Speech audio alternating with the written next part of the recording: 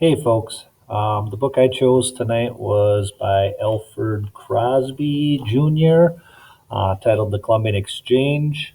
Ultimately, kind of why this book for me? I guess for me, that Crosby, as well as this book itself, was cited several times by some of the authors of the books we've read in class to this point. For me, I guess I needed a little more background. I needed a beginning, and I saw this book as kind of that background and that beginning of the themes that we're kind of talking about and the way history has been recorded and observed since Crosby put this book out, and I believe it was 1972.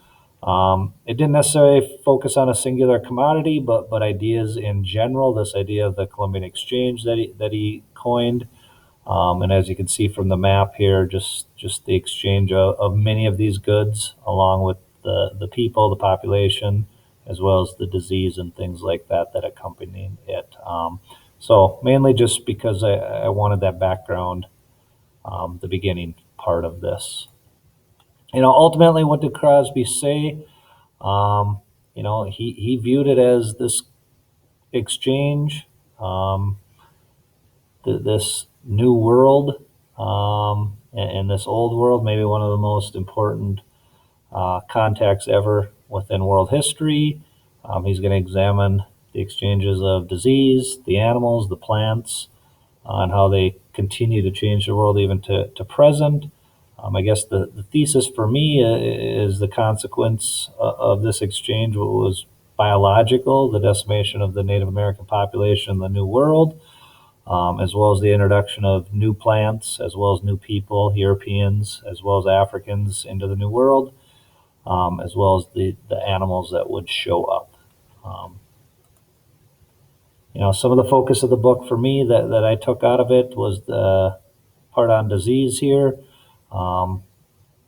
just the overall effect that disease had and the impact that it had on the Native American population. And it was just something that we haven't necessarily focused on because we're looking at commodities, but I thought it was something that I needed to learn a little bit more about, and just kind of how this disease will decimate one population. But one of his chapters, Crosby commits the entire chapter to kind of the study of syphilis and how it either got there, didn't get there, and it was just kind of an interesting take on things, and it was enjoyable in that sense.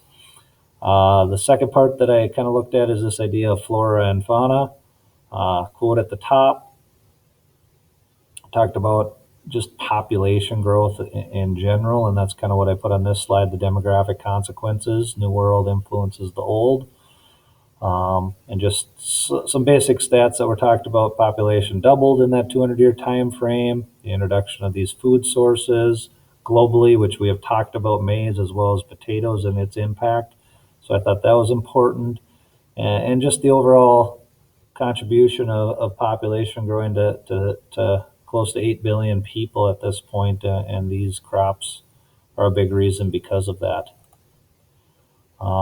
Next, I kind of looked at the idea of how was the old world influenced by the new, or how the old world influenced the new, and the introduction of sugar, something that we talked about as well. And then the impact of the animals and how some Native American groups were able to, even though decimated by disease, adopt some of the animals into their culture and thrive based off of those animals that they adopted into their culture. At the end of the book, Crosby sums it up. As you can see the quote below, the Columbian Exchange has left us with not a richer but a more impoverished genetic pool. We are all of the life on this planet are less for Columbus, and the impoverishment will increase. Do you agree, disagree?